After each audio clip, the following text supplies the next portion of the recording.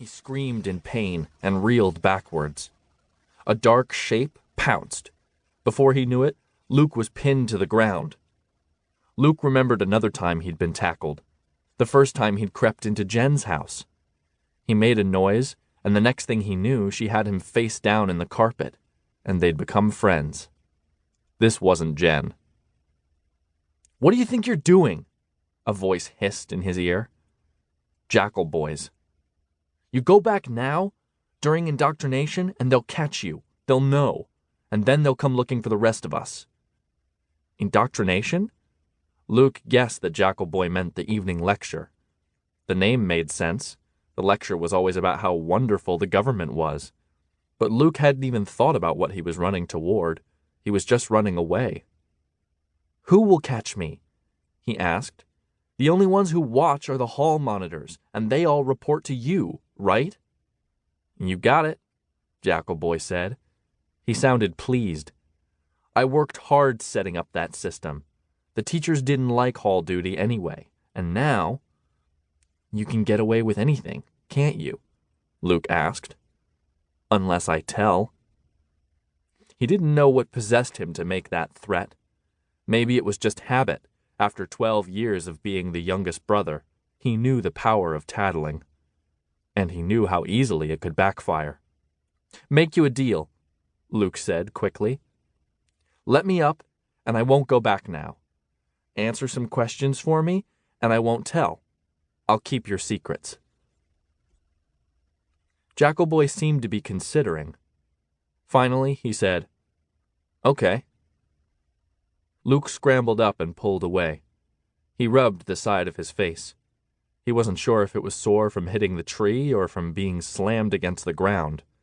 His hand came away wet. "I'm bleeding," he said accusingly. "You'll have to hide it," Jackal Boy said. "Are you good at hiding?" Luke shrugged away the question. He knew Jackal Boy was really asking something else. But Luke wasn't ready to answer. "What's your name, anyway?" Luke asked. "Which one?" Jackal Boy asked. "If you look at the school records, I'm Scott Renault. Out here, I'm Jason." "One of those names is fake," Luke said. Somewhere in the woods, an owl hooted. Luke waited. Finally, Jackal Boy answered softly, "Yes." "Your friends all have fake names too," Luke said. "Yes." No hesitation. "You're all third children who have come out of hiding with fake ID cards," Luke said. "X-nays," Jackal Boy said. "Is that what that means?" Luke asked. "You didn't know?" Jackal Boy asked. "Where have you been all your life?"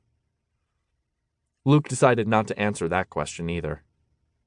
"And Fonrels," he started, "are any third children, hiding or not." "Why does everyone at school call each other those names?" Luke asked. "Is everyone here an X-nay?" In the dark, Luke could barely see Jackal Boy shaking his head. "Haven't kids called each other X-nays and Fonrels at the other schools you've been to? All the other places you've ever lived?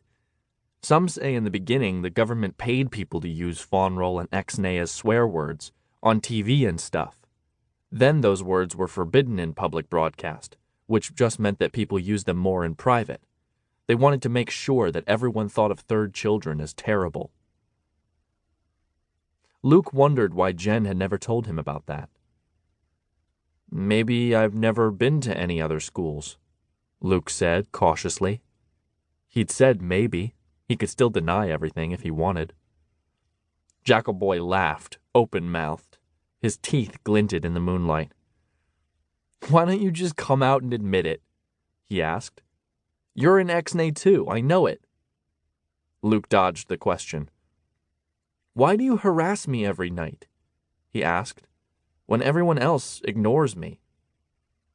"It's the procedure we developed for dealing with new boys," Jackal Boy said. "And new girls, over at Harlow School for Girls. We've discovered it's hard for shadow children when they first come out of hiding. They're overwhelmed, traumatized. Think about it. They've spent their whole lives thinking it's death to be seen, and suddenly they're expected to interact with others all day long.